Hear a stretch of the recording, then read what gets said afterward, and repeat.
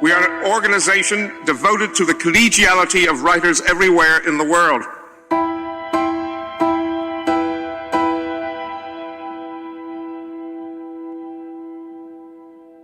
In 1922, in New York City, writers and editors formed PEN America, imagining that writers engaging writers globally could bridge the divide between nations and cultures. To say that a new barbarism threatens is to say too much. Hitler burnt books and used a phrase that's very interesting. He said, we have to get rid of the artistic criminal. In Spain, fascists arrested journalist Arthur Koestler and executed poet Federico Garcia Lorca. In Germany, Nazis arrested, imprisoned, exiled, and murdered writers and intellectuals. Barbarism is not an episode. It is a powerful thread running evil through history. We work on the unspoken premise that the freedom to write is one of the inalienable rights of humankind. We are passionate about improving the liberty of writers everywhere. PEN stands for the principle of unhampered transmission of thought, and members pledge themselves to oppose suppression of free expression around the world. And the enemies of the imagination, politburos, ayatollahs, all the different goon squads of gods in power, want to shut these revolutions down and can't. Behind the Iron Curtain, Václav Havel and dozens of other writers were imprisoned for writing and signing the Charter 77 Human Rights Manifesto. And in Nigeria, playwright Ken Saro-Wiwa was arrested, tortured, and hanged. In China, Nobel laureate Liu Xiaobo was condemned to prison for 11 years for writing 7 sentences.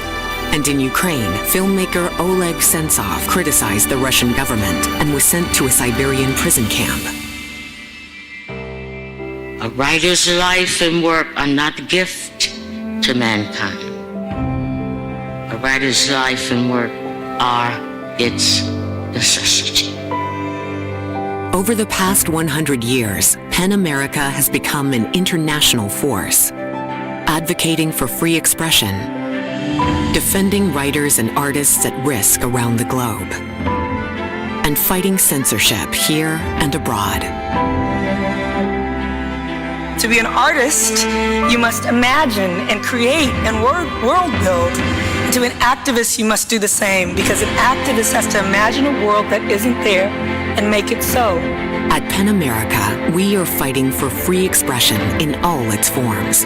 Novels, nonfiction, poetry, dance, film, art, theater, cartoons, music, research, digital activism, journalism, and translations.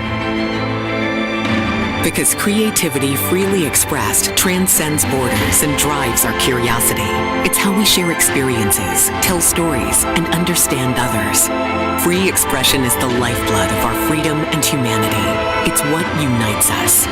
For PEN as an organization, it should be heartening to realize that it turns out the pen is mightier than the sword. The stories we tell are powerful. PEN America, championing the freedom to write for 100 years. With you, we're ready for the next century.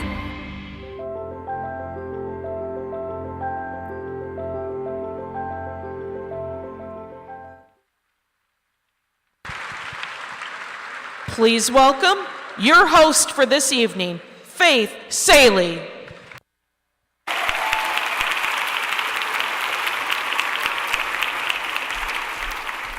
Hello, everyone, and good evening. Welcome to PEN America's Literary Gala.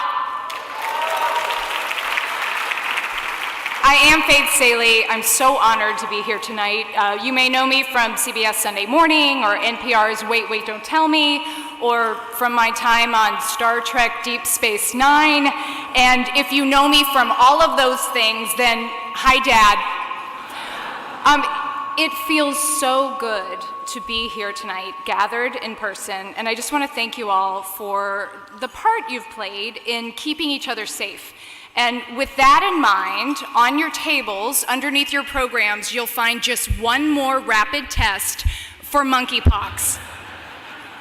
Too soon? Not soon enough? Never funny? We are here tonight, of course, to celebrate the incredible Literary Gala honorees and to show our gratitude to PEN America for being champions of the freedom to write, recognizing the power of the word to transform the world. They are the organization we need right now, standing at the intersection of literature and human rights, uniting writers and their allies, celebrating creative expression and defending the liberties that make it possible. And there has never been a more urgent calling. This is also an exciting evening because PEN America is celebrating its 100th year anniversary. So let's raise a glass to PEN America for a century of great work. And you know, 100 years ago when all this started, it was prohibition. So they had to raise a flask and then hide it under the table real quick. Listen, doll, if the feds come, tweak the tusk on the walrus back there to dive into the speakeasy. It's a fun fact. Did you know that 90% of natural history museums in America contain a Prohibition-era speakeasy? And another fun fact, this is true, I have a bit of trivia for you as someone who spends a lot of time in this museum with my kids. If everyone would please look up at the whale, I would like to draw your attention to the whale's belly button. This is real. It's about a third of the way towards the back. It's like a gray pucker kind of thing. That is actually an anatomically correct umbilicus. That is not a downward-facing blowholes. Whales have belly buttons because they're mammals. And do you know what you call an aquatic mammal's belly button? A navel. You're welcome. Yeah, that's the kind of night it's gonna be. Okay, just a couple more facts. I know that a group of blue whales is called a pod. I know that a group of white guys talking for 3 hours about Quentin Tarantino is called a podcast. I had so much fun looking up collective nouns for that joke. Did you know that a group of flamingos is called a flamboyance? This is true, a flamboyance of flamingos. In fact, Ron DeSantis just signed a bill telling flamingos to tone it down. Other real names, a group of cats is called a clowder. A group of clams is called a chowder. And this is true. A group of ravens is called an unkindness, which is also the name for a group of conservative Supreme Court justices. And of course, a group of New York Times best-selling authors is called those lucky sons of bitches. So this is PEN America's centennial, and it is amazing how the values of PEN America have been preserved for 100 years. And I mean by preserved, the original founders are taxidermied just up the stairs. It's a very moving diorama. You should see it. I just don't like it how their eyes follow you when you walk past it. Lots of major publishing events happened 100 years ago. In 1922, Ulysses by James Joyce was published in its entirety. It's, of course, an amazing book, not an easy read. I was going to give it up halfway through, but I had checked it out of a library in Texas, and the state legislature forced me to carry it to completion.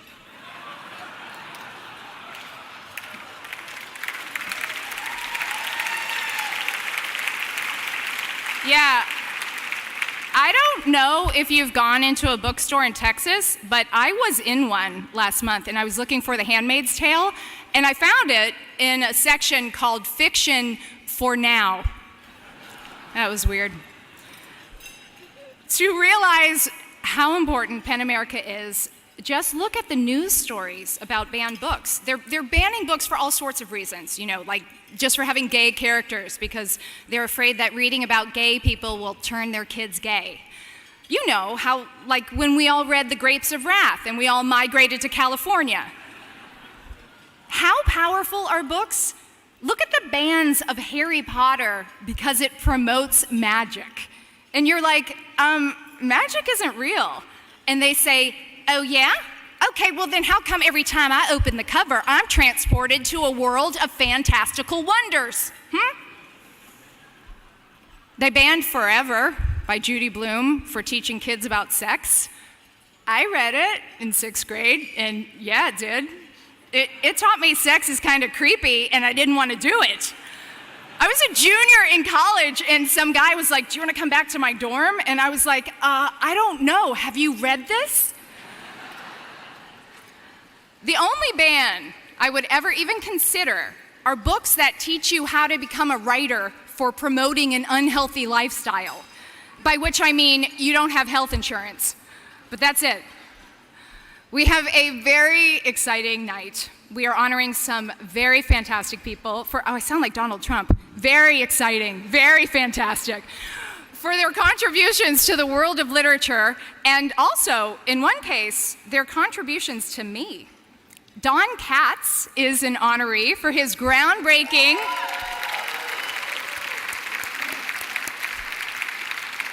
Don is being honored for his groundbreaking innovations in audio storytelling. He's an accomplished journalist and author, and also, of course, the founder of Audible, who presented my off-Broadway show, Approval Junkie, as an Audible theater performance. And if that weren't enough, he put my face on a billboard. There I am, y'all, right next to the Lincoln Tunnel. Don Katz, where are you? Oh, Don will join us on stage. Don Katz, if you can hear me, I want to thank you for allowing me to fulfill my childhood dream of becoming the last thing you see before leaving New Jersey. There are a lot of people to thank for making this night possible. First, I would like to give special mention to the amazing gala chairs. We got a lot of names to go through. They are Colette Bennett, Marcus Dola, Sean Kelly, Anya Salama, and Richard Sarnoff. And a very special thank you to the Gala Committee and, of course, to the PEN America trustees.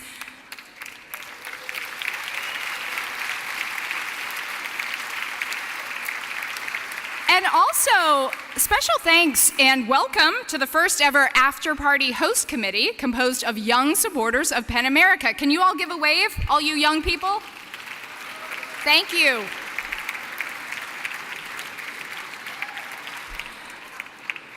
We'd like to thank the sponsors whose generosity allows for 3 important honors we will be bestowing tonight.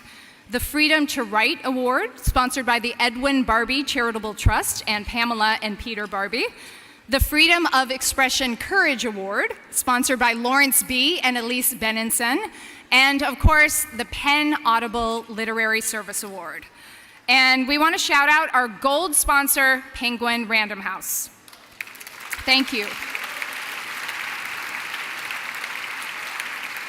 And we thank our leadership sponsors, Barnes & Noble, Willow Bay and Robert A. Iger, Roxanne Donovan and Tom Scarangello, Patricia Feely Crushel and Kenneth Crushel, Hearst, Dasha Epstein, Elizabeth Hemmerdinger and Alex L.L. Ritchie, Margaret Munzer-Loeb, O'Melveny and Myers, LLP, Anya and Albert Salama, Anne and Richard Sarnoff Family Foundation, Andrew Solomon and John Hobbick Solomon, and Jamie Wolf.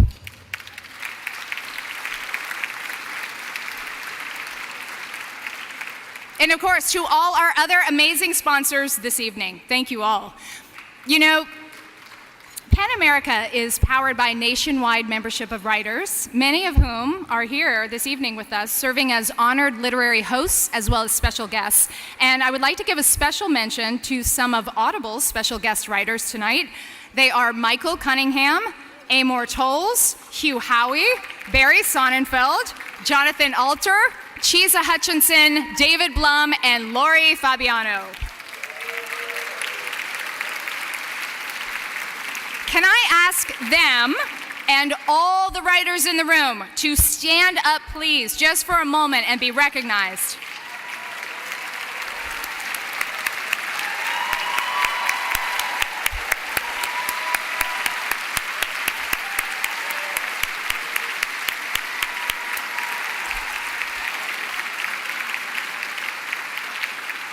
Thank you. Y'all clean up well. And now, it is truly my honor to introduce PEN America's president, Ayad Akhtar.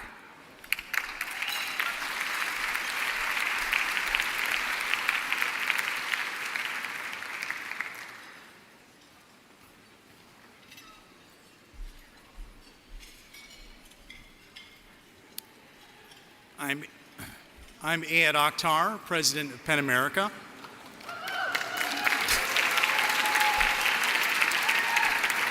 Thank you. On behalf of PEN, I want to officially welcome you all to our yearly gala celebration. It is still a particular thrill to be together in person, notwithstanding the obvious challenges, and I am very excited about the extraordinary honorees and speakers tonight. So thank you for being here with us, and thank you for supporting PEN. Tonight, on the occasion of this celebration of our organization and its mission to protect freedom of expression, I'd like to share a few thoughts about power, free expression, and democracy.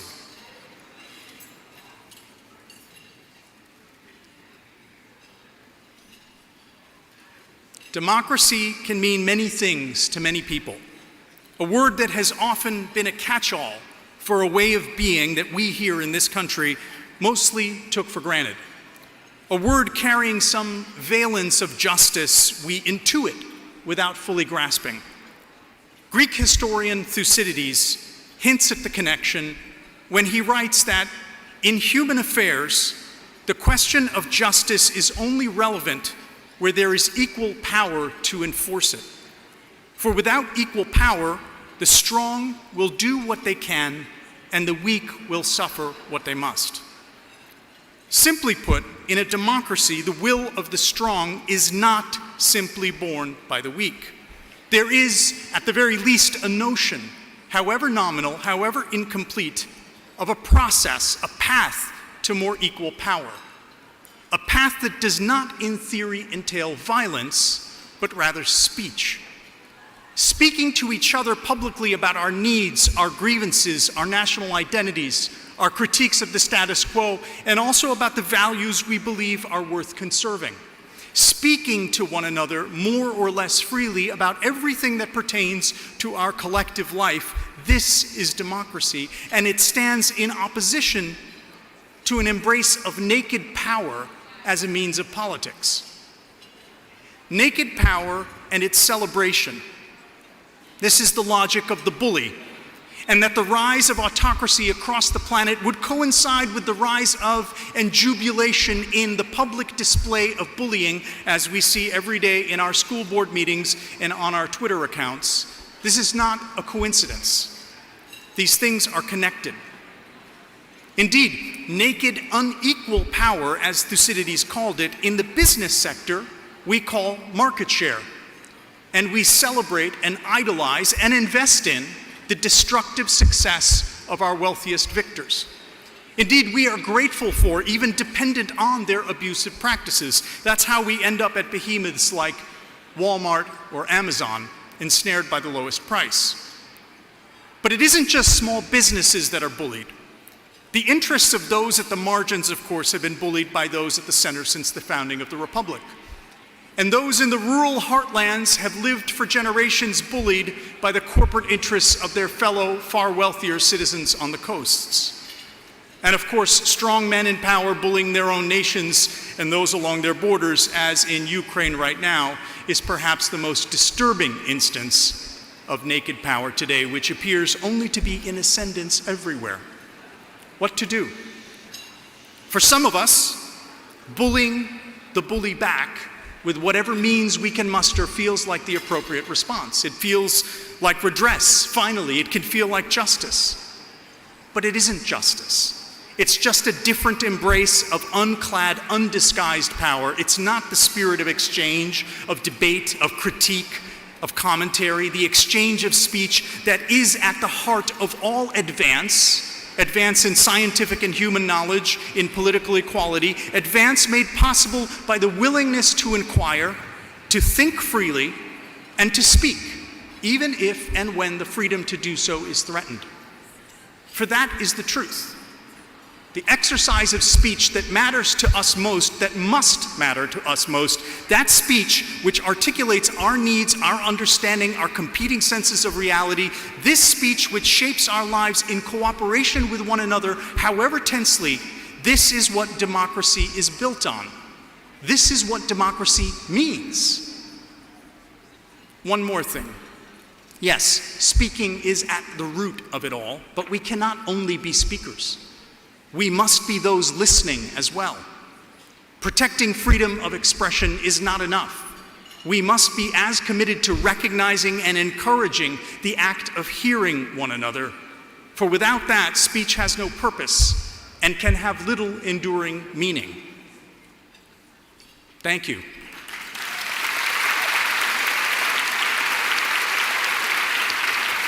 I hope you enjoy tonight. Let the festivities begin.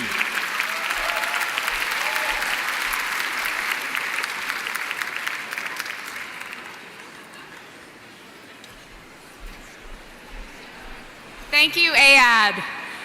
It is time to present our first award, and I am so happy to welcome to the stage a person who repeatedly goes viral for being kind and hopeful. Someone who is in the fight every day, reminding us, just as he recently reminded Judge Ketanji Brown Jackson, that nobody is stealing his joy. Here to present our Business Visionary honoree is New Jersey's own Senator Cory Booker.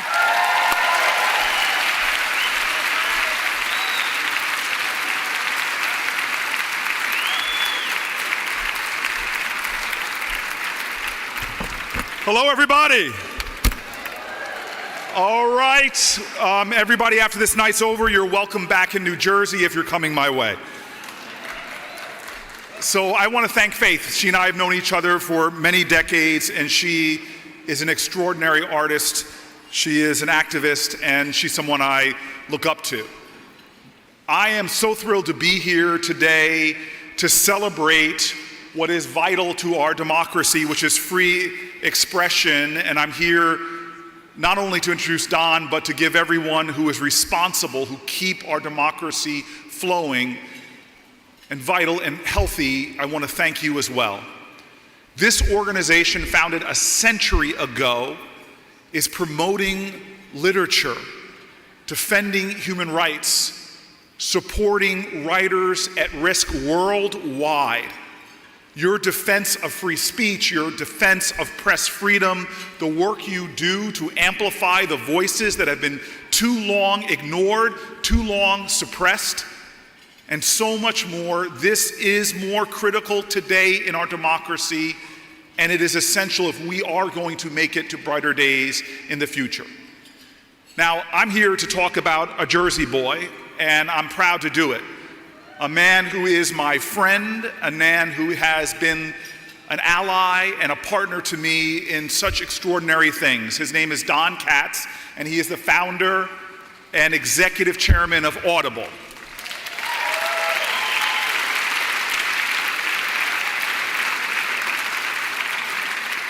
I met Don Katz 25 years ago when I still had an afro. And when Audible was just a baby, it was just 2 years old. And what's incredible for me is to see how Audible has soared under his leadership. He has been an extraordinary disruptor. He has reshaped the way that millions and millions of people around the world experience books and stories. He has expanded opportunities for authors, for actors, for producers, for other creative politicians, and for busy politicians to listen to his books, my favorite books, on Audible.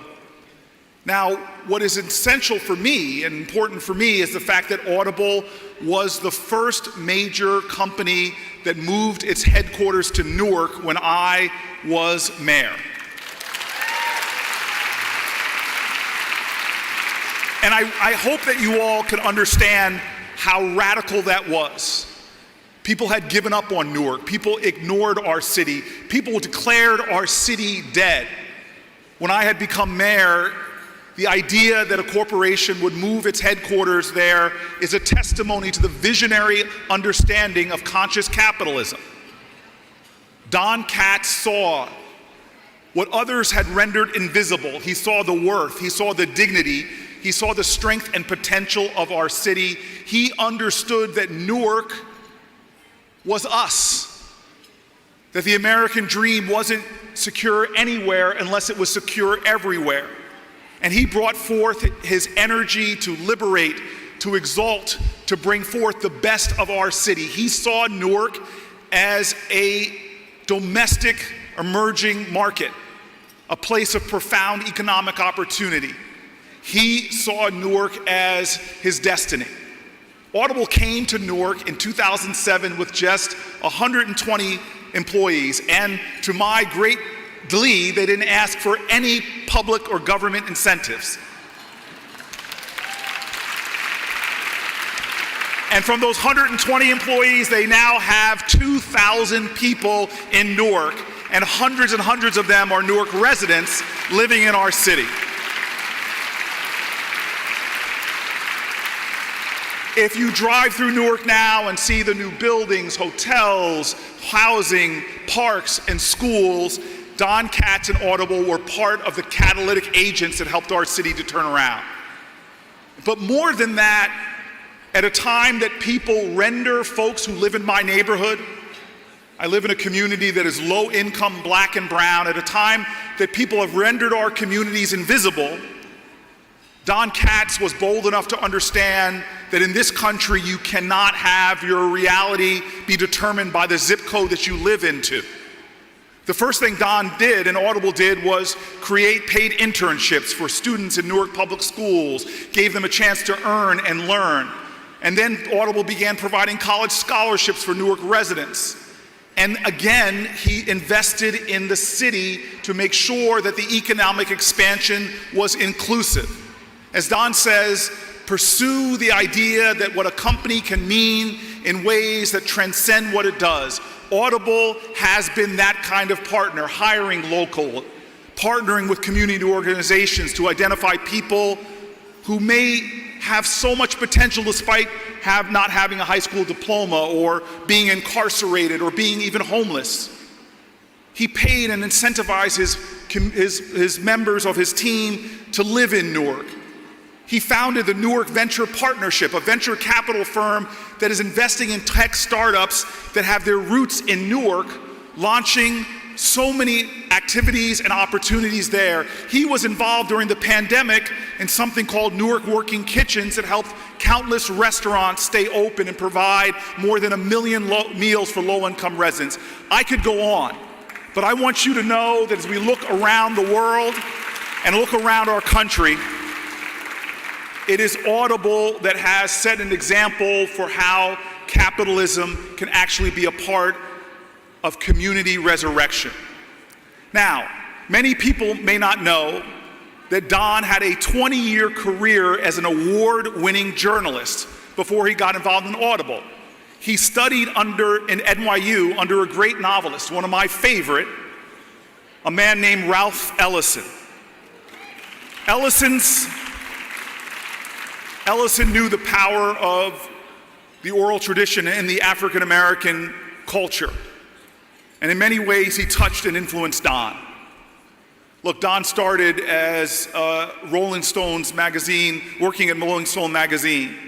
He was one of the early players in this great institution. At 23 years old, one of his Rolling Stone articles actually is based on his eyewitness account of the Red Terror in Ethiopia and won him an Overseas Press Club Award. Don also wrote for Esquire, The New Republic, Outside, and more. There's somebody here tonight named Jonathan Alter, who's a friend of mine. He said, Don's book, Home Fries, belongs on a shelf with the classics.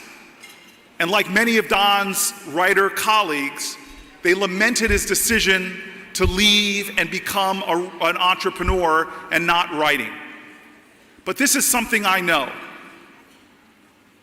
I know from the black tradition in America that people write with pen and typewriter, but they also write with tears, they write with sweat, they write with passion, and they write with spirit.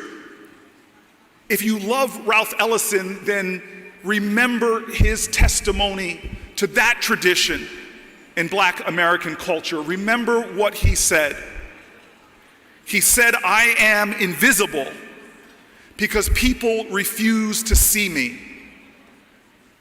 We're here at this beautiful place, but I'm going to tell you right now, we are suffering in our democracy with a pandemic of indifference, with a poverty of empathy, with people who refuse to see folks who live maybe just 5 to 10 miles away from here that are still in our culture being rendered invisible. We are a nation that is falling into a culture of contempt, where we hate each other just because of who we are or what we may believe in. Now more than ever, we need people to understand that we belong to each other, that your salvation, your liberation is intrinsically rolled up with mine. And this to me is Don Katz. He did the opposite of rendering people invisible. Instead, he saw a community that many overlooked. He saw our value, he saw our worth, but more than this, he understood that all the things he did are not an act of charity, they're the ultimate act of self-preservation. Ladies and gentlemen, I love Don Katz because he understands love. The need to love one another, the need for courageous love, the need for unapologetic love, the need for defiant love, because indeed, that is the only way that one can save themselves and along the way help save a city, a nation, and perhaps that's the kind of love that will indeed redeem and save our world. Ladies and gentlemen, I'm proud to bring to the stage my friend and one of my heroes, Don Katz, to receive the Business Visionary Award.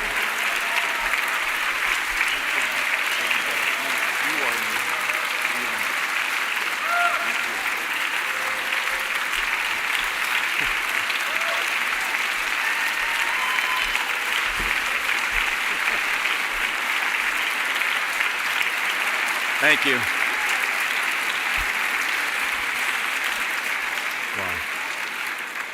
Well, I'm going to resist the temptation to just leave it there, because that's so back in 1997, I met a law student who told me he'd been dissuaded from founding a nonprofit in Newark after graduation. Instead, he planned to unseat an entrenched city council member. So I'm from Chicago. So the idea of an outsider winning a local ward election, let alone a former Stanford football player who is also a Rhodes Scholar and about to graduate from Yale Law School, caused me to say to my wife, Leslie, after dinner, that Cory Booker seems like a great guy, but I give it a year till he's working at an investment bank on Wall Street. And as if he heard me and took it as a challenge, Cory Booker has spent years proving me wrong. Thank you, Senator, for your words, for your courageous moral leadership at a time when your voice is so desperately needed.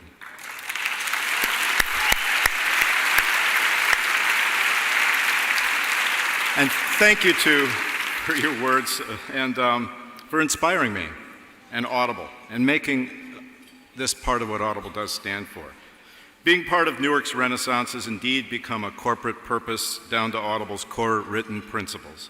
Our focus on structural inequality has led to an array of direct and programmatic and preferably scalable initiatives, some of which Cory mentioned. And thank you to my ever-persuasive friend Marcus Dole and to Suzanne Nossel and everyone here at PEN America. Freedom of expression and the right to tell the truth are clearly in the balance. As repressed voices and destructive digital discourse mark the moment, PEN stands against these dark tides, and so does Audible. Being here tonight with so many people I've known throughout 2 careers, I think of a few of the many people who touched the course of my life who are gone. The great Aaron Asher, the editor, Aaron Asher, convinced me to spend 2 of the 6 years it took me to finish my book, Home Fires, completely rewriting it to become a more accessible story. I think Audible occurred in part because, however subconsciously, I didn't think I could top Home Fires and its rendition of the long-form, character-driven, narrative nonfiction style I was able to sharpen as a writer during my Rolling Stone days when I was young. As the Senator mentioned, my writing life and Audible were inspired on so many levels by Ralph Ellison, who taught me during long tutorials how to understand the music I heard in language. From Ralph, I knew that there was a reason that Newark-born Stephen Crane wrote with genius in an American voice when his contemporary Henry James did not. Ralph taught that the truly American writers could hear the verbal democracy of soldiers and street urchins talking, the occasionally true salesmanship of peddlers, the overt lies and tall tales told around campfires and lamenting in the fields.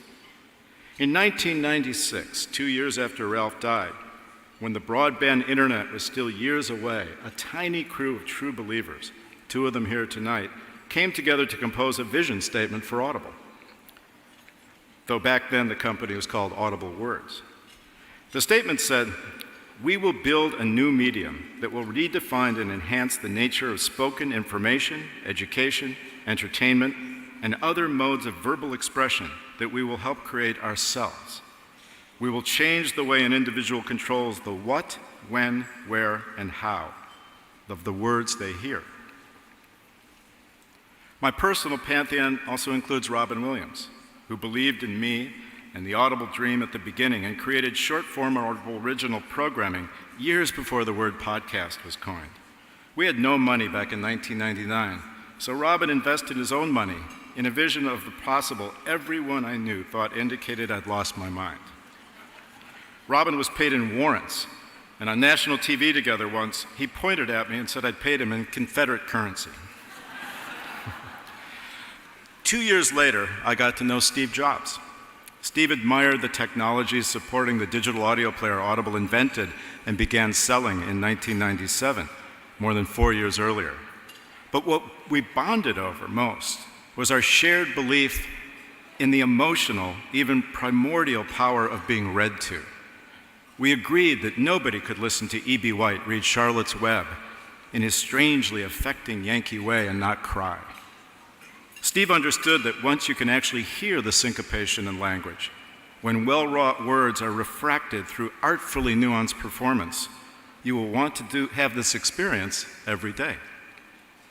The earliest Apple iPods were for transferring physical music to a digital device, but they also worked with Audible's audio service because Steve agreed that given the vibrant wonderland of American vernacular expression, the spoken word deserved to ascend to the media mainstream alongside music, all permutations of film and TV, and books. Audible, for many tens of millions of people around the world, has become so much a way to read that few of them bother to describe the habit as listening. For many, the service is an antidote to loneliness and an escape from the myriad traumas of the times. And it's a way to learn how to live a more fulfilled and successful life.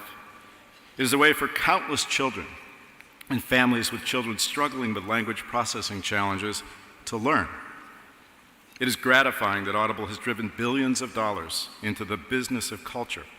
And it is gratifying that Audible has directly paid more than 60,000 talented performers over the past decade, along with many more authors, journalists, playwrights, screenwriters, poets, and many of the greatest musicians who tell their stories via our Audible Words and Music series. New Audible original listening experience written to our singularly intimate aesthetic have been created by many of the people in this room. Our global Audibles around the world, the Audible Suno service, our Hindi language Audible original service, and programs like Audible Theater that Faith mentioned, unveil stellar new productions by the day. Search on Audible's vast LGBTQ+ originals repertoire or our deep Raising Black Voices collection to get a sense of our efforts over many years to capture new and historical voices that ought to be heard. While it is in many ways so much water under the proverbial bridge, during those early years, more than a decade when Audible was fragile and near-death experiences were constant, skepticism about the idea was the least of Audible's challenges. Aggressive and often self-destructive, business resistance joined moralistic outrage over what was seen as a challenge to text itself, or as it was occasionally posed, to civilization itself.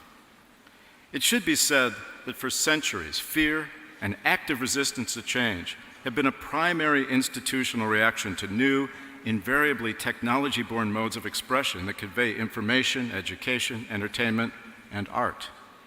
Written words, whether chiseled into stone or conveyed via the introduction of handwriting centuries ago, were resisted by the stewards of cultural authority from the Greeks through St. Augustine, when reading silently was thought to be the devil's work. The invention of early video recording technologies and cable television, which the movie industry tried to erase in the courts, and just about all technology-spawned media inventions, including the way Audible created and embraced digital technology, did come under attack. But look more closely at these many historical junctures, and you'll see the most creative people bringing their talents close to these moments to give rise to golden ages. This was true for early radio, as the most gifted vaudevillians created a new listening aesthetic. There were golden ages for silent film, for recorded music, for talkies, for on-demand episodic television, and now for Audible and the listening revolution. As a universe of millions of free chat shows and fast-twitch social media interactions distract from the deeper purposes and often electrifying words and voices that the best professional creators can turn into literate listening and original art, the most gifted writers and performers and their most creative intermediaries should now be drawing closer together. Whether to redress the darkness of the times as PEN continues to do, or to capture and convey voices that ought to be heard after years of marginalization, or just to tell new stories worthy of the telling, we have a lot of work to do together. If there are people here tonight who have good ideas for Audible or for me, or if you want to explore the profound power of giving people a chance by moving a company to join us in Newark, or if you want to come to see the Audible campus, including the 80,000 square foot cathedral we've renovated as a home for our technologists, please do get in touch. Thank you, Corey. Thank you, PEN America. Thanks to my one-of-a-kind family here tonight who believed in me always over 2 careers largely working without a net. And thanks to the many people here today who've touched the very chapters of my life in so many ways.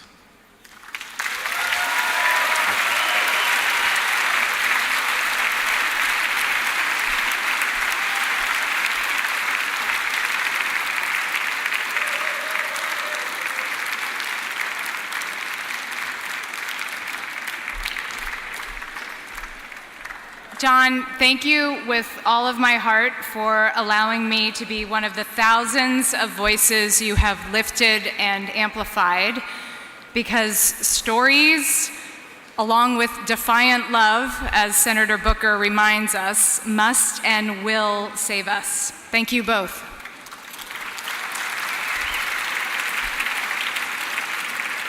Now, if you would please draw your attention to the screens, I am pleased to introduce the PEN Benenson Freedom of Expression Courage Award and our honoree, Jack Patotes. Around the country, efforts to ban specific books or even whole categories of books are on the rise. Books on race, gender, and sexuality are disappearing from school shelves. 1,500 books banned in schools over the past 9 months. PEN America, a free speech advocacy group, reports that since January 2021, 174 education-focused legislative bills were introduced in 40 states. Far more book bans sprouting up all over the country than we ever saw before, more formalized effort. They want to burn books?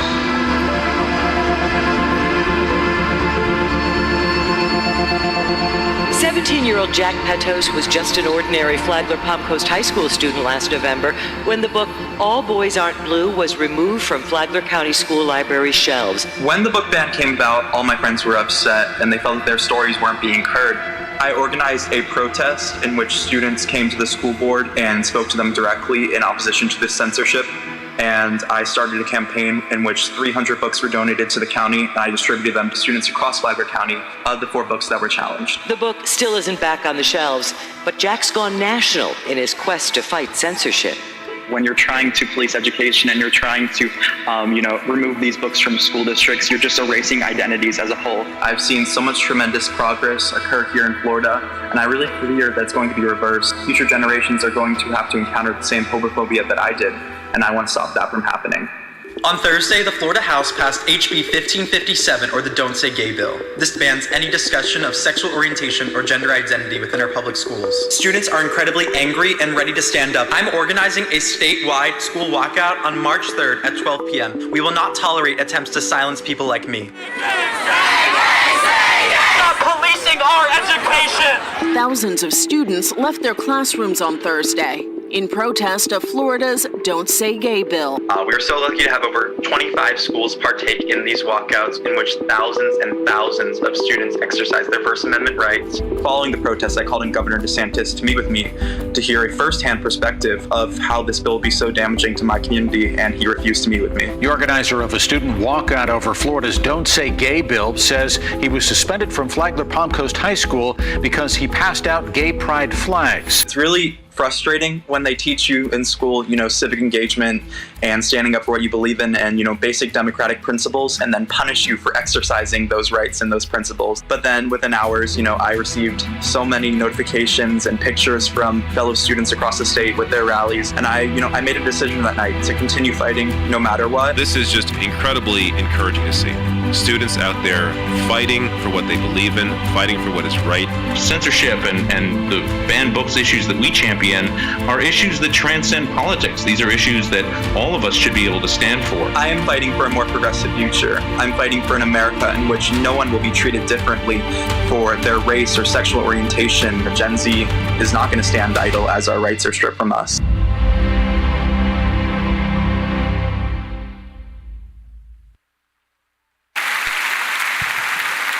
And now, to present the PEN Courage Award, writer, producer, and actor from Showtime's Billions, Asia Kate Dillon.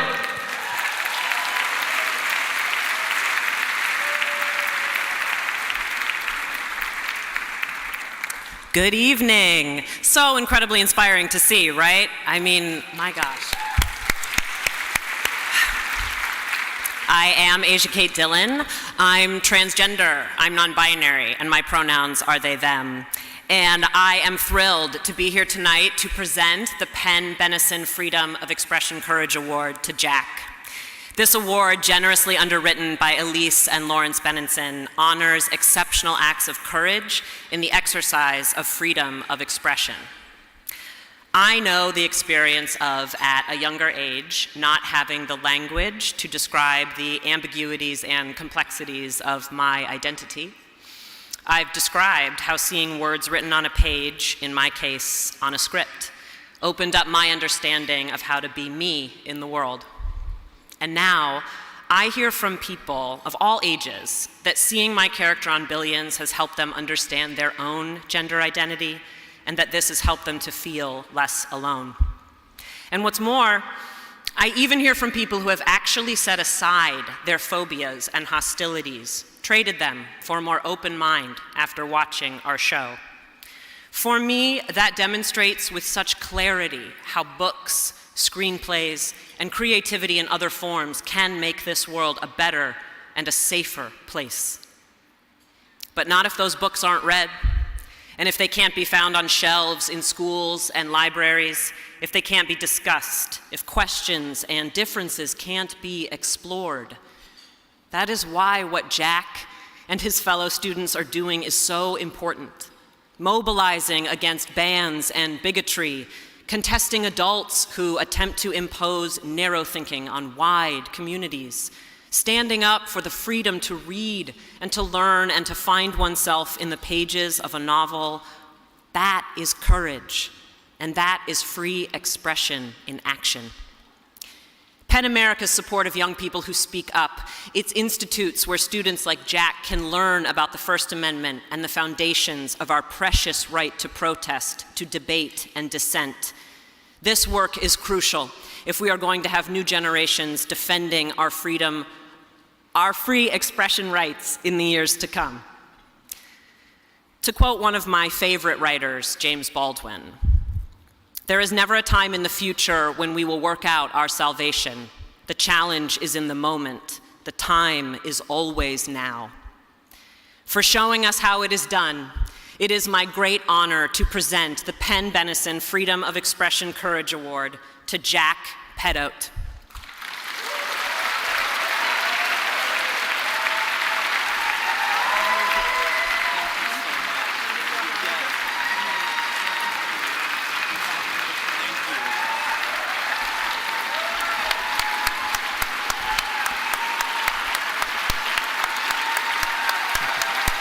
Thank you. Thank you.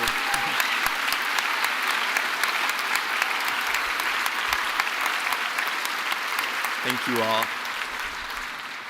Thank you so much, Asia, for that amazing introduction. And thank you all for being here tonight. And congratulations to all the other winners. I'd first like to thank PEN America for choosing me for this incredible honor. It's so amazing to be here tonight, surrounded by so many kind and inspiring individuals.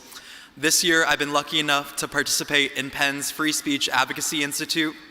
Through this wonderful program, I've met exceptional activists ranging from fearless lawyers to imprisoned writers who demonstrate the unwavering community fighting for First Amendment protections across the nation and even abroad. Today, PEN's work has never been more important. In the past year, we've seen legislatures across the nation attacking marginalized communities. Women are losing their right to abortion. LGBTQ people are being minimized. People of color are being disenfranchised.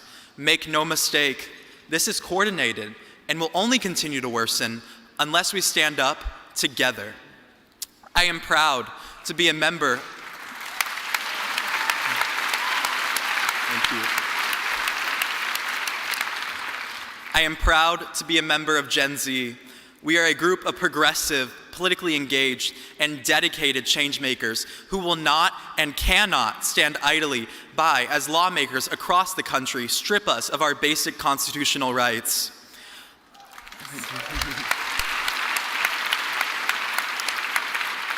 Instead of being able to focus on menial responsibilities such as schoolwork, my generation has been forced to rapidly mobilize and fight for our future.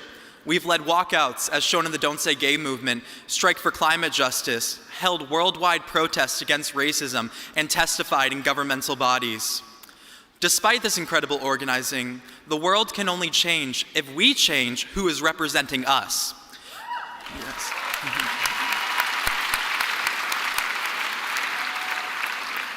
I, alongside Gen Z for Change, am urging you all to make your voice be heard in November.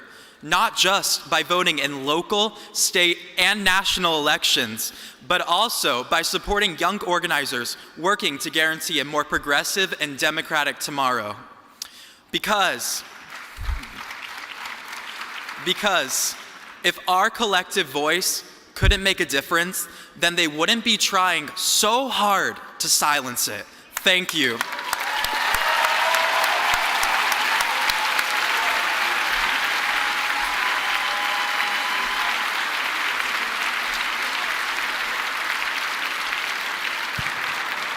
Please welcome to the stage PEN America trustee and best-selling author, Jennifer Finney Boylan.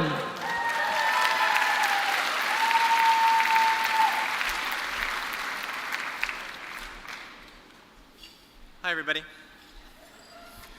Thank you for being here, and thank you, Jack, for your work and for your words. Your story reminded me of the night way back in 2002 when I came out to my mother as transgender.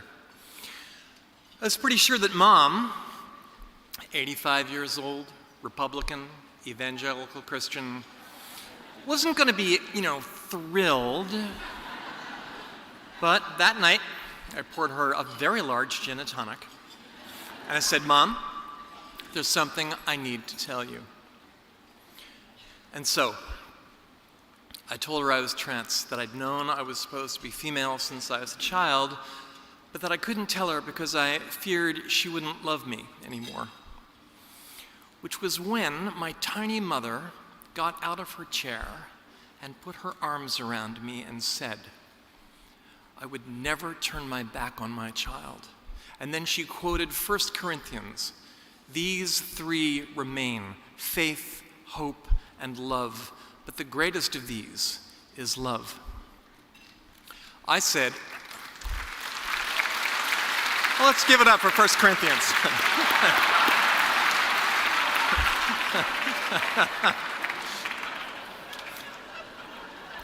I said, okay, Mom, that's great, but when everybody finds out that I'm your daughter now, won't that be, a scandal?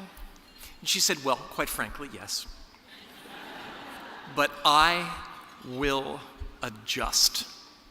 Love, she said, love will prevail. She also suggested, you should write a book. Your story might open hearts. And a few years later, I did publish a book, She's Not There, a memoir about a life in two genders and about my long journey to find acceptance. That book did open hearts, I hope, but it also threatened people who have no room in their mind or in their imaginations for a life like mine. Instead, books like mine are being banned in Florida and around the country. Still, thanks to people like Jack, authors like me know that we are not alone, and that the forces that would erase our work now know that they will have a fight on their hands.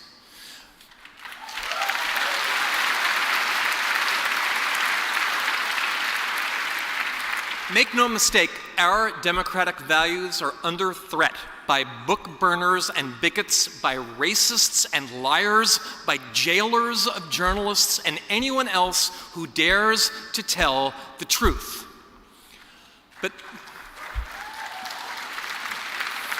But this is exactly where PEN America comes in.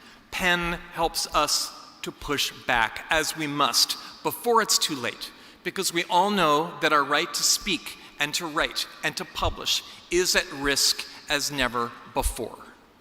So, that's why I'm a trustee of PEN America.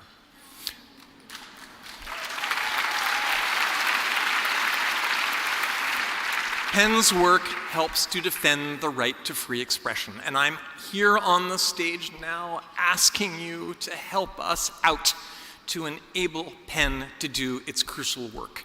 If you are inspired by our mission, if you are worried about what's happening in this country, in this world, if you'd like to stand with young people like Jack Pitos, can I ask you, please make a gift here in the room tonight.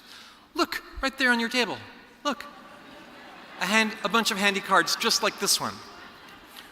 You can tear it off, look at this. I'll do it right here. There, and you can pledge. There are pens on the table, there are volunteers standing at the ready to collect your cards. Our goal tonight is to get 100% table participation. So to you, thank you. But if you're new to our work, maybe now is a moment you could join us.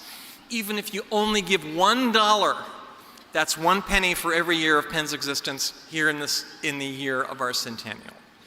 We'd also be grateful if you could pledge like $100. In fact, if you could pledge $100,000, well, okay, everybody has to figure out what they can do, but please, if you can do whatever you can do, it will make me personally very grateful indeed.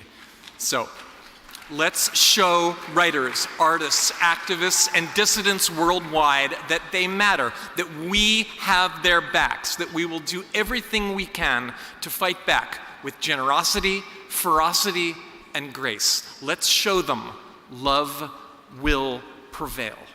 And then it's on to dinner. Thank you.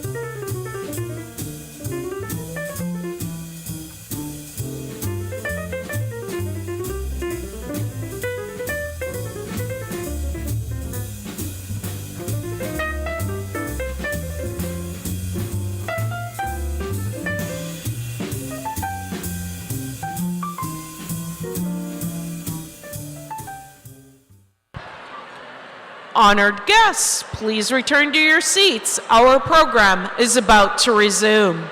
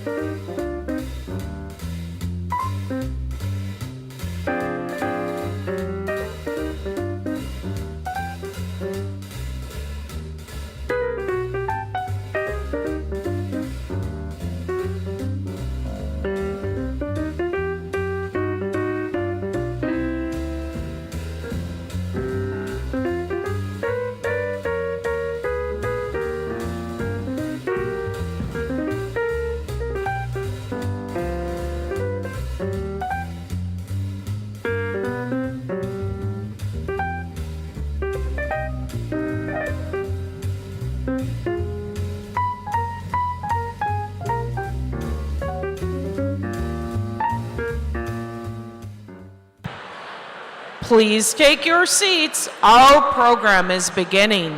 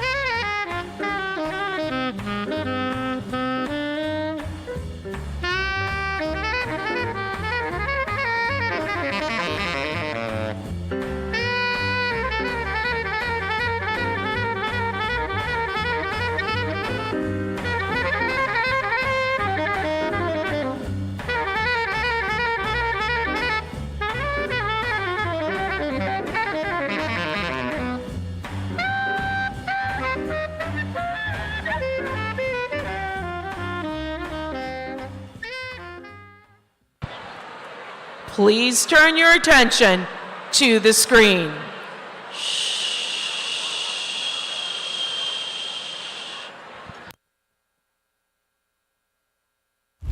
So let's talk about this new book banning craze. Some of the nation's most famous and critically acclaimed books have been banned. We have the banning of books and even a threat to burn some of their burning books. Absolutely awful. This is next level.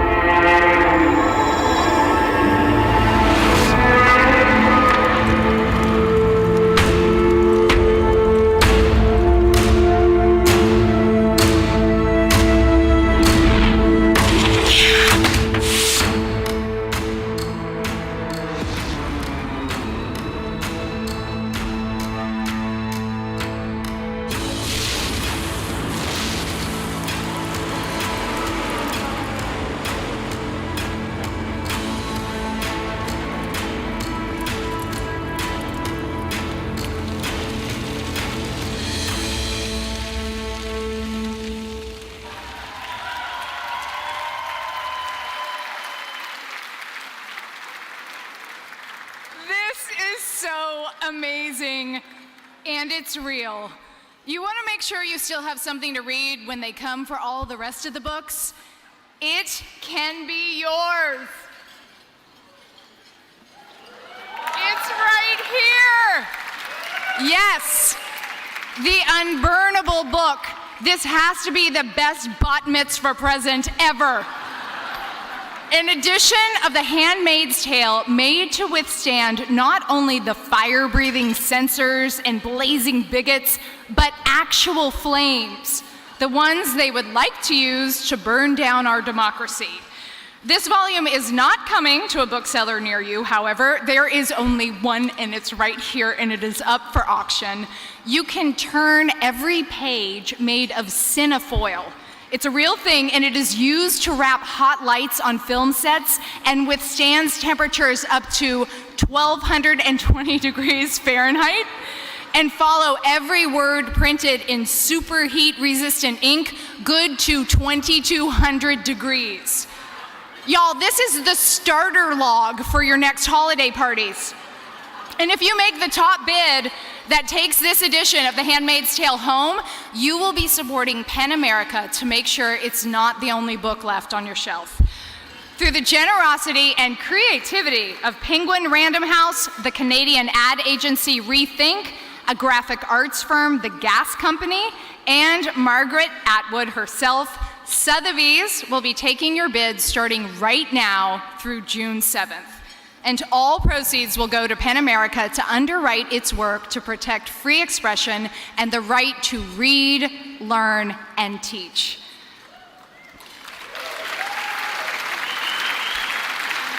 This is so cool. Margaret, they told me I couldn't touch it unless I have gloves on. Margaret Atwood published The Handmaid's Tale in 1985. And just recently, she recalled that she stopped writing it several times, thinking it was just too far-fetched. Nope. Theocratic dictatorships do not lie only in the distant past, she wrote. There are a number of them on the planet today. What is to prevent the United States from becoming one of them? The answer, of course, is us and your inextinguishable support. The bidding has just this minute opened at Sotheby's. We are the first people in the world not only to know about this, but see this.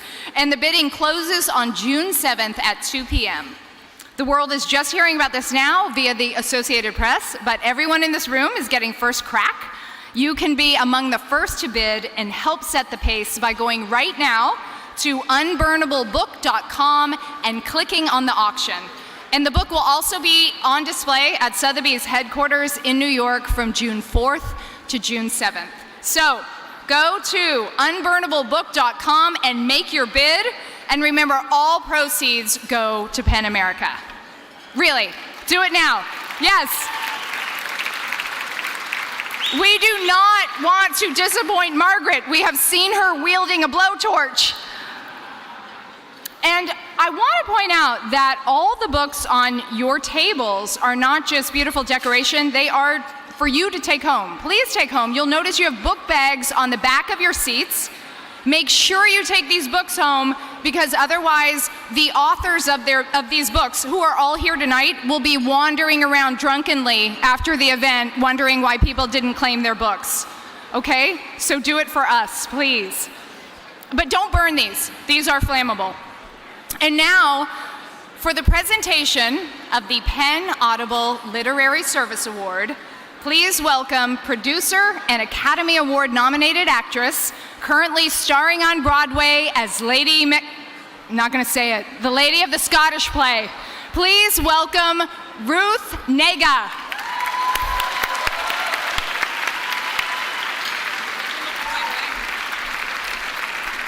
Thank you.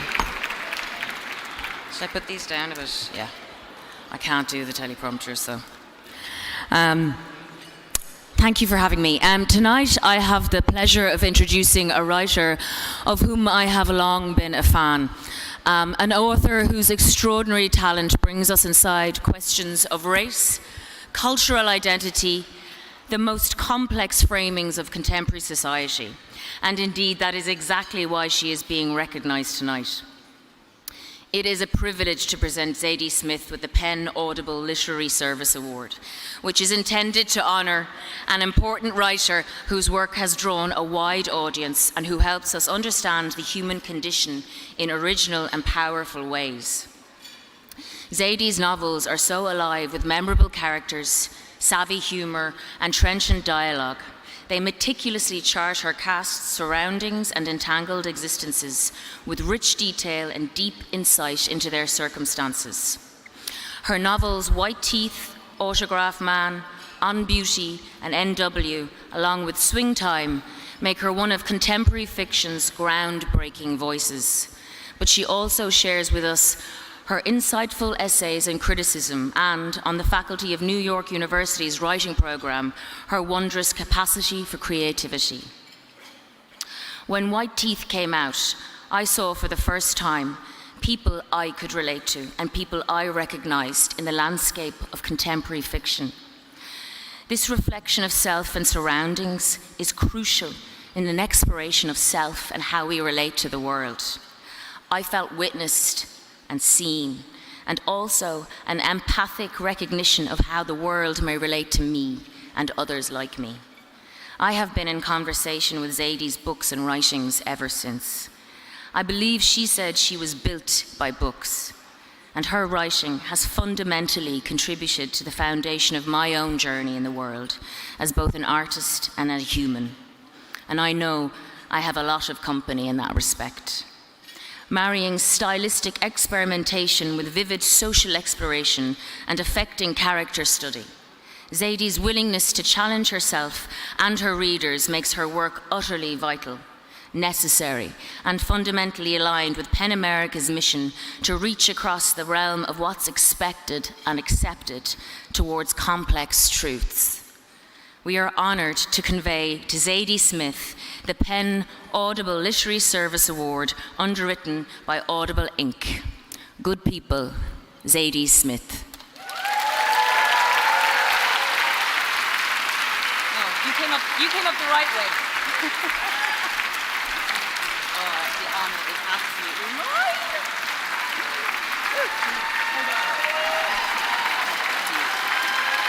Thank you.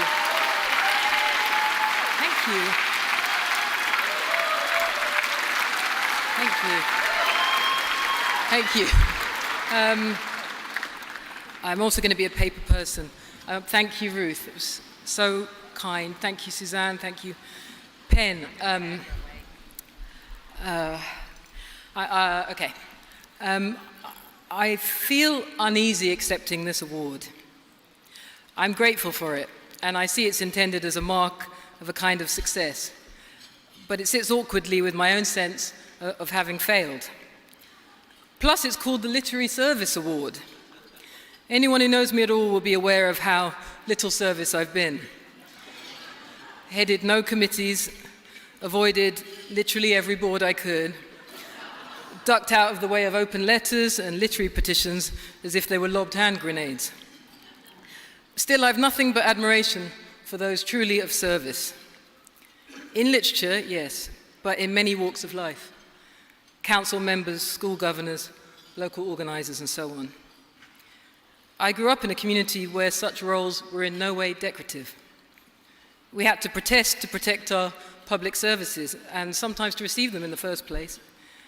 We had to petition to save our libraries, to stop our open spaces being sold off to property developers, to keep our children in school, or learning anything of consequence about the countries from which their parents hailed, not to mention the true relationship between Britain and all those far-off places.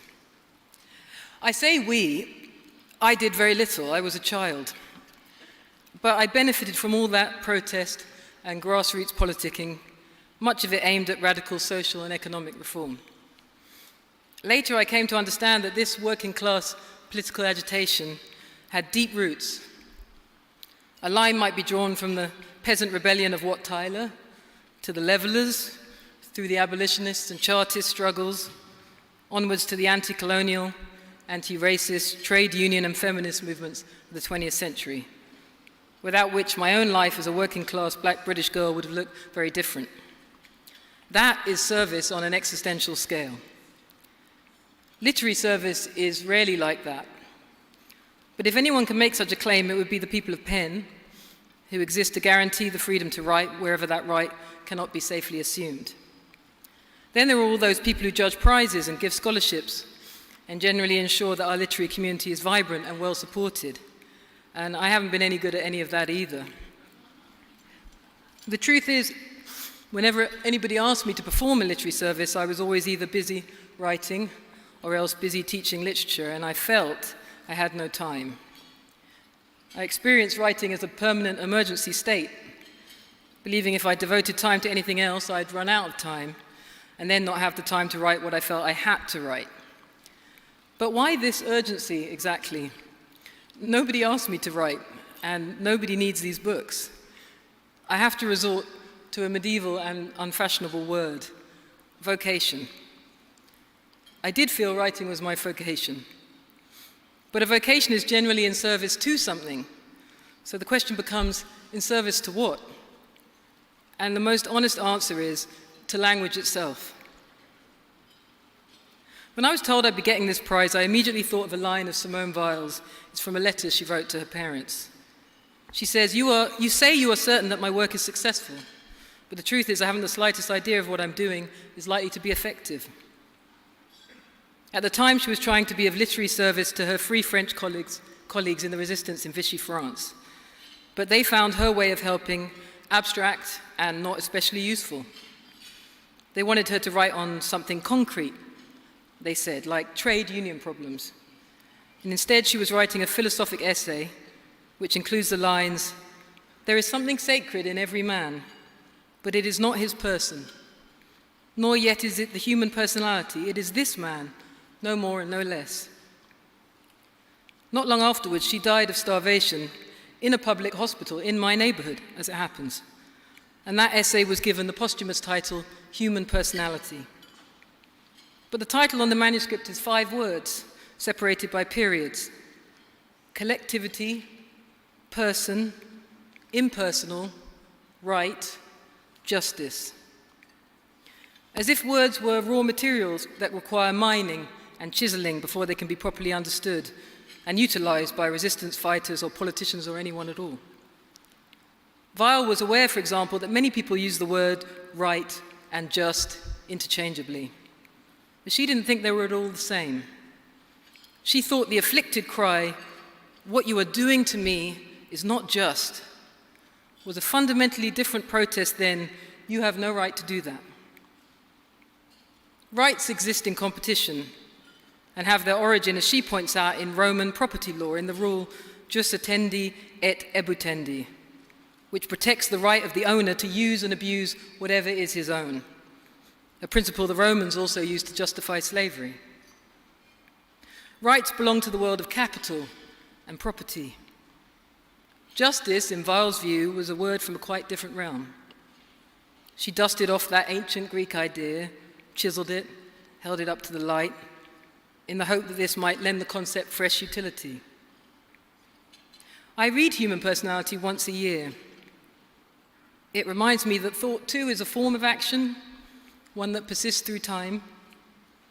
But to read Vaal is also to remember that she was in no way inactive in the world. She may not have given her resistance colleagues quite what they wanted, but throughout her short life, she placed herself in dangerous situations for which she was physically ill-suited, including the Spanish Civil War, all of which weakened her and contributed to her early death. In other words, she really couldn't be further from me in style or temperament or active commitments. She's still my hero. It's out of awe and respect for Vaal and others like her that I wouldn't dream of calling myself an activist, although I notice my hesitancy in such matters is not widespread these days. A lot of people seem to feel they're basically Vaal or Camus or James Baldwin or Angela Davis, even if they never leave the comfort of their chairs. But I know what I am. I am a novelist. I sit in my room, I write, I read. Sometimes when my children come in to ask me to do something, they will say, "You're literally doing nothing." Or, "What are you doing?" "Literally nothing." If I told them this is my vocation, they would literally throw up, and I can't say I blame them. But to you, I want to confess that I consider it my vocation to put whatever linguistic gift I have at the service of language itself.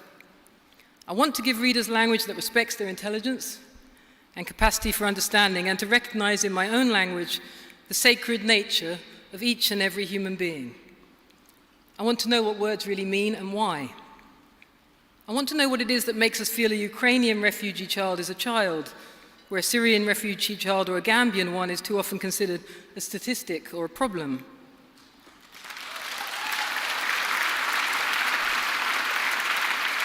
I want to know by what mental mechanism even our concerns for the Ukrainian child can pass and fade over time under the pressure of other distractions until that child too becomes merely a statistic.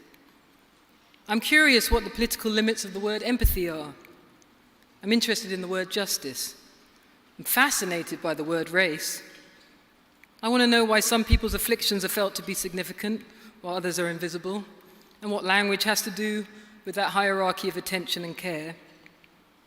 Some of the other words I'm intrigued by include freedom, kinship, politics, power, diaspora, class, God, sex, money, capitalism, poverty, death, joy, and despair.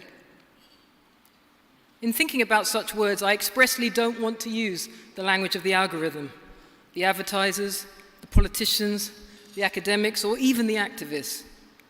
I know there's no such thing as an unmediated discourse, but I'd rather be mediated by the kind of talk you hear in the middle of the Kilburn High Road, that unpredictable, multiracial, multivalent, and public town square, than to eavesdrop on the chatter emerging from the monetized, curated, oligarch-owned digital town squares presently on offer in the virtual realm.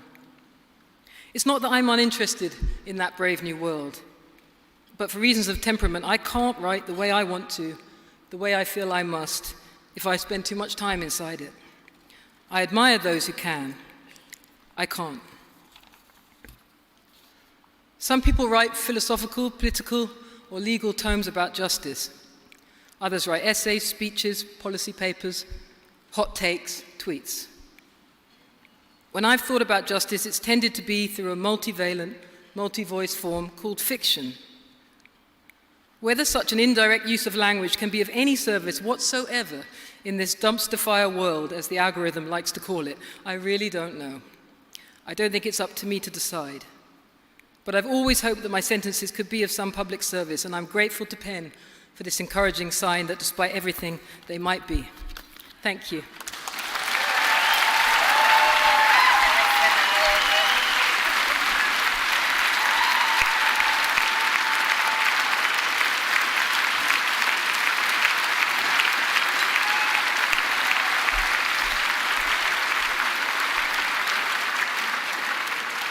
Wow. Thank you to Ruth Nega, and congratulations to the remarkable, astonishing Zadie Smith.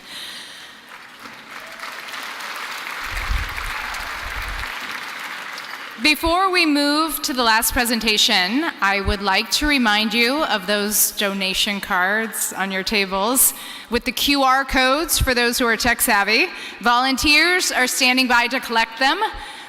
You know your donations have never meant more. We are clearly in a perilous time, and the rights we have all taken for granted for ourselves, for our children, are quietly disappearing. And we must stand with PEN America and support this important mission now. We've all gotten to our feet today for Zadie and Don and Jack. And so let's show our support in the best way we all can. And now I am so pleased to introduce the final presentation for this evening, the PEN Barbie Freedom to Write Award.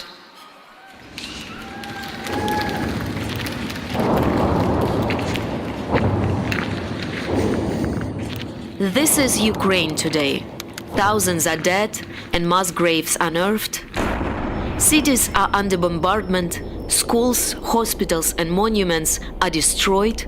A nation refuses to be subjugated. But the war didn't start in February 2022.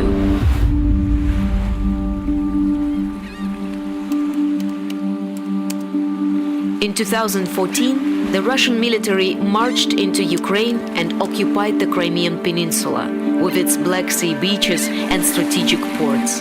In the 8 years since, Russian-backed authorities have repeatedly cracked down on free speech and protests, silencing critics of Russia's aggression. Vladislav Yesipenko is a Ukrainian journalist and a radio reporter, a husband and a father. Working with Radio Free Europe, he focused on telling the stories of ordinary people in Crimea and their lives under Russian occupation. Many of his reports centered the Crimean Tatar minority, a particular target of Russian repression. On March 10, 2021, Yesipenko was attending a reading of the revered Ukrainian national poet Taras Shevchenko.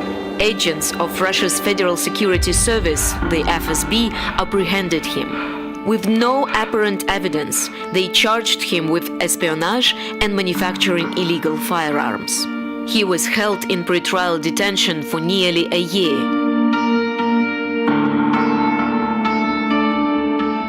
On September 6, 2021, Yesipenko spoke at the Russian court in Simferopol.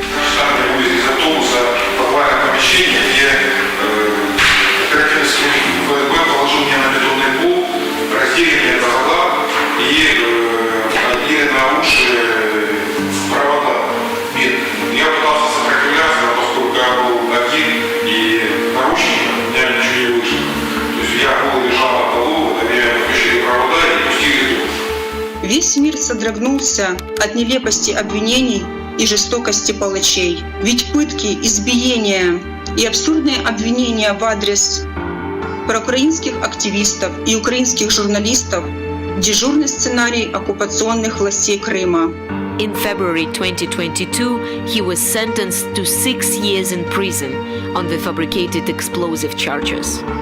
PEN America wrote letters, mounted a petition, appealed to the United Nations and joined Yesipenko's wife Katerina and his colleagues in Washington to press the US government to demand his release.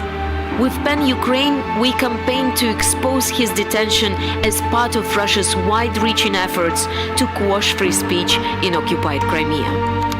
As the 2022 PEN Barbie Freedom to Write Award honoree, Yesipenko joins a global list of writers persecuted and imprisoned because of their work, for whom PEN America has conducted worldwide campaigns to secure their release.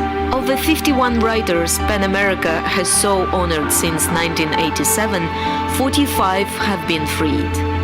One is Ukrainian filmmaker Oleg Sentsov, recognized with the Freedom to Write Award in 2017, while held in a Siberian prison camp on fabricated charges. PEN America mobilized the global film industry to demand his freedom and exerted continuous pressure on Russian President Vladimir Putin, even taking the fight to Helsinki, Finland, to put the case on the agenda of Putin's summit with Donald Trump. In 2019, Sentsov was released, and soon after, PEN America welcomed him to New York. Today, he is on the Ukrainian battlefield, defending his country from Russian aggression. Now, PEN America stands in firm alliance with PEN Ukraine to protect writers in danger and make their voices heard on the world stage amid the war that has killed thousands, displaced nearly a quarter of the country's population, and threatens the erasure of an independent Ukraine. We honor Vladislav Yesipenko, whose courage under persecution is such a stark counterpoint to the Russian regime's determination to silence critics and deny a country the freedom of expression.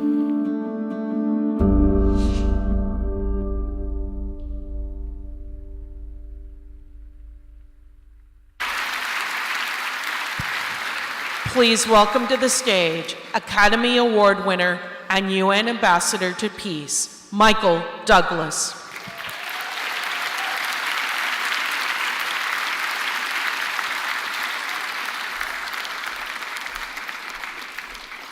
Thank you. Thank you very much. This is such an honor for me to be here tonight in a time of conflagration, global threat to our values of democracy and liberty, to present the PEN Barbie Freedom to Write Award to Vladislav Yesipenko. As you've heard, he is a courageous truth teller, a patriot, a beloved father and husband, and in his work as a journalist, he has sacrificed his own freedom to bring for us the stories and the truths of the people of Ukraine. My own family has roots in this region.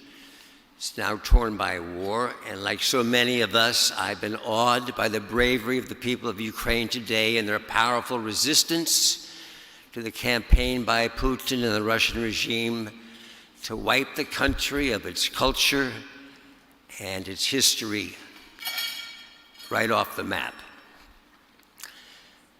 Amid the brutal conflict, if ever it was time to understand what it means to defend democracy, the right to live and speak freely, that time is with us now.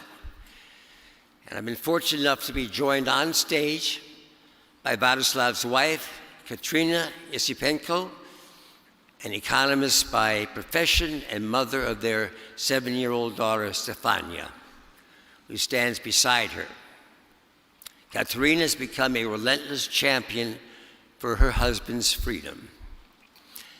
PEN America, along with our partners at PEN Ukraine, are joined with Katerina in this determined mission, one that will, with her support, will press on with advocacy here in the US and worldwide until this family is reunited and Vladislav is free to take up his microphone again.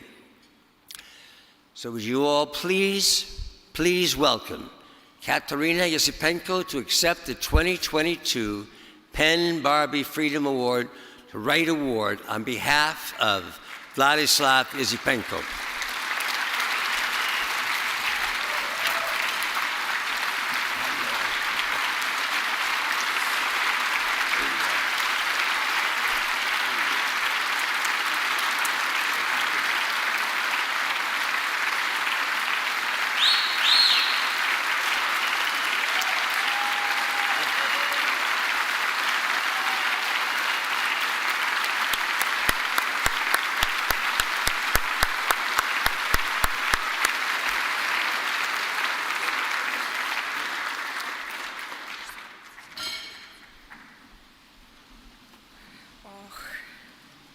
Thank you. Good evening. I would like to address you in my language, Ukrainian, because the power of this language relayed by my president around the world is also crucial for our survival as a free and democratic nation. Разом зі своєю донькою Стефанією Ми приймаємо цю нагороду від імені Владислава Єсипенка, мого чоловіка та її батька. Більш за все, я б хотіла, щоб він був тут і сам прийняв цю нагороду. Але мій чоловік сидить у в'язниці вже 15 місяців, тому і тільки тому, що він журналіст. Владислав знав, що ведення репортажів з окупованого Росією Криму небезпечно, але вважає, що люди заслуговують знати, що там відбувається, знати правду. Він також вірить у надзвичайно важливе значення того, щоб розповідати історії людей, які зазвичай не потрапляють в заголовки чи на перші сторінки. Тому він вирішив розказати світові, що це значить жити в селі без електрики, бути дитиною, чий ігровий майданчик – це занедбане поле в країні війни. Для нього це єдиний спосіб для світу розуміти, що відбувається в Криму під російською окупацією. Мій чоловік вірить у це настільки глибоко, що готовий ризикувати власним життям. І я поділяю його відданість. І все моє життя, поки він у в'язниці, полягає в тому, щоб відстоювати його свободу, його право на повернення до нас додому та продовження своєї журналістської діяльності. Я щойно повернулася зі своєї другої поїздки до Вашингтону, цього разу організованою PEN Америкою, де зустрічалася з урядовцями, які, сподіваюся, вимагатимуть негайного звільнення мого чоловіка та припинення переслідування незалежних журналістів і всіх тих, хто хоче говорити і писати вільно.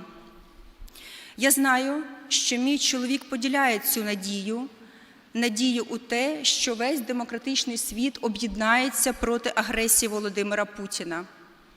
Саме це допомагає йому та іншим 100 кримським українським політв'язням, яких Путін тримає у полоні, не здаватися.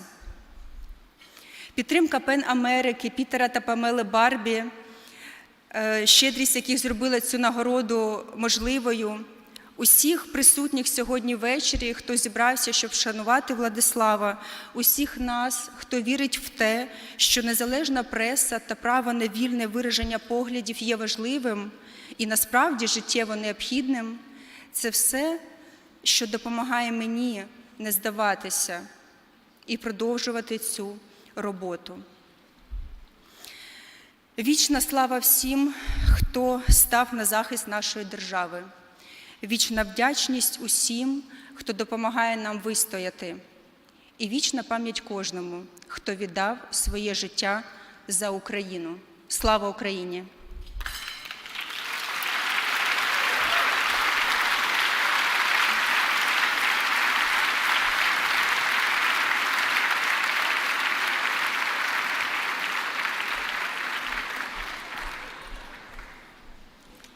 Good evening, everybody. My name is Polina Sadovskaya. I'm a Eurasia Program Director at PEN America.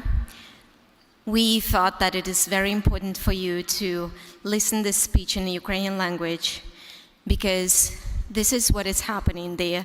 It is not just invasion, it is a cultural invasion in Ukraine by Russia. So that's why we thought it's important. But I also want you to understand what Katerina said. So I'm going to translate it. I'm going to read the translation for you.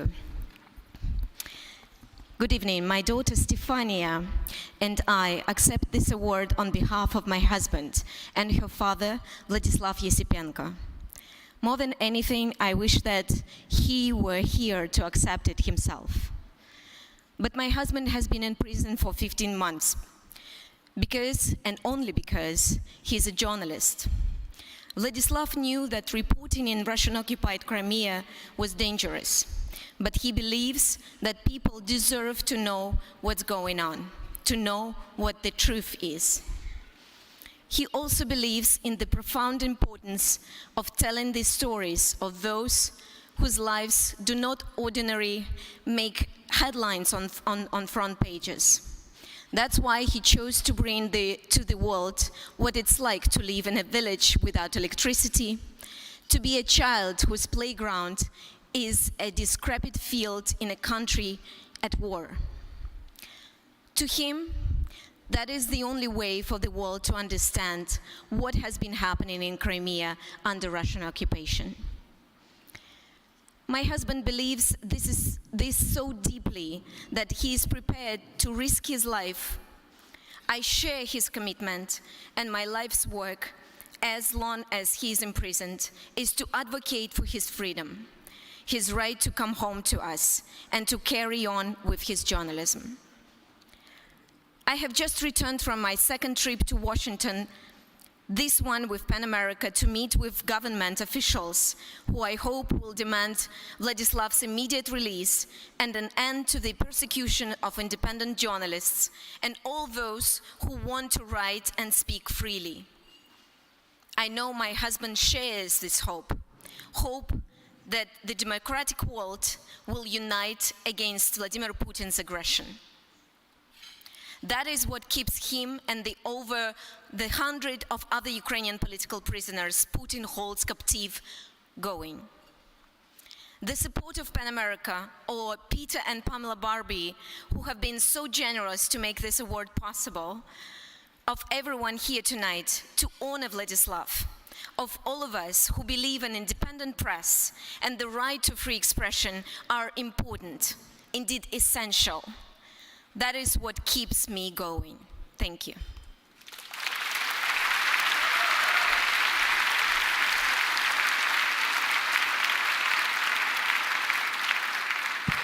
Please welcome to the stage PEN America CEO, Suzanne Nozzle.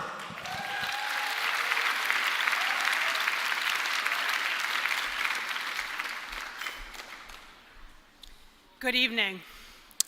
So when we began to plan PEN America's centenary, our trustee, Bridget Coleman, delved into our archives to prepare an exhibition that will launch this summer right next door at the New York Historical Society.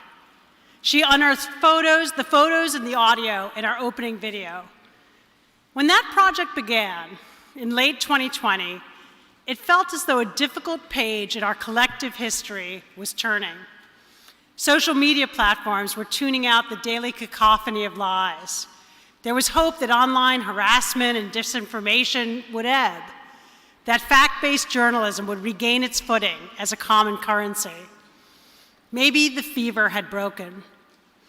But as the current political epoch revealed itself, we came to see that the infection of our body politic, our democracy, continued to rage. The conspiracy theories, falsehoods, and abuses of power had grown resistant to antidotes of facts, evidence, and truth. Amid our cascading crises, attacks on democracy, book bans and educational gag orders, Putin's ravaging of Ukraine, that archive project and PEN Centenary assumed new significance.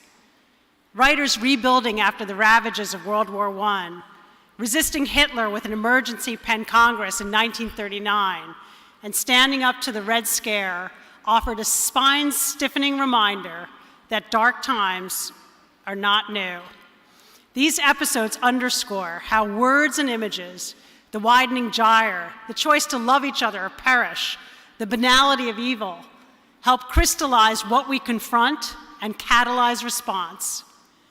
In unimaginable times, we need the imagination, and specifically authors' imaginations, as manifest in the written word, to force us to reckon with what the rational mind would evade. We need authors' imaginations to discern that faint glimmer of light on the outer edge of the horizon, a dawn that foretells a time past this one. So at a moment when hope and history seem only to clash, our forebears within PEN, the inspiring, indelible writers and thinkers of generations past, are a wellspring that fuels us to go on. Their work is a reminder that amid the alarming headlines and gathering clouds, the will, the soul, and the moral commitment of writers, readers, thinkers, and truth-tellers will not dim. The imagination roams, creativity persists, hope remains, and our fight goes on, harnessing the passion of the last 100 years to guarantee the freedoms of the next.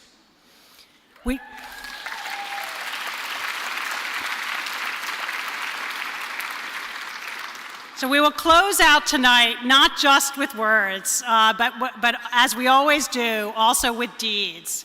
And I'm asking you to please look inside the gala journal that you have at your seat, and Faith is going to come up here and help demonstrate how this is done. Inside the gala journal, there is a card that is blank, and on your table there is a little jar of Sharpie pens. And what I would like to ask you to do is to write a personal note and sign your name, a note to Vladislav Yasipenko.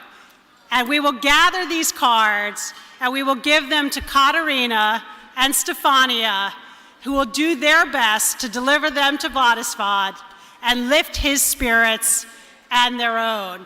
If you can take a photo of yourself, your friends, your table, of your message to Vlad and share that out on social media, that will help spread the word and power this campaign until Vladislav walks free and into the arms of his waiting family. So please, everyone, if you can lift up the lights, it will make it easier for everyone to write their message. And when you have finished, please join us back in the Rose Planetarium area. We have dessert, we have an after party for the first time. We have a DJ coming, so this is something different. If you still have energy, if you want to put on your dancing shoes, I hope you'll join us. And before turning it over back to Faith, our amazing MC, for a last word, I just want to offer my own thanks to Don Katz, Jack Patos, Zadie Smith, the Yesipenkos, and all of our presenters and special guests for joining us tonight. Thank you for being with us to celebrate free expression and for standing with us in our mission to defend it. Over to you, Faith. Yes, as Suzanne said, this is the first time there's been an after party. So there is a DJ. When have you ever gotten to dance under the entire solar system for a good cause? So show up back where the reception was. And thank you all for being here tonight and for your support. There is still time to donate. If you haven't donated yet, we would love 100% participation from your table tonight. Whatever you can give, and your accountant would love 100% tax deduction. And I want to remind you, those books, take them home. They are for you. You have book bags. Stuff them, read them, celebrate them. And with that, thank you all for joining us tonight. Thank you so much.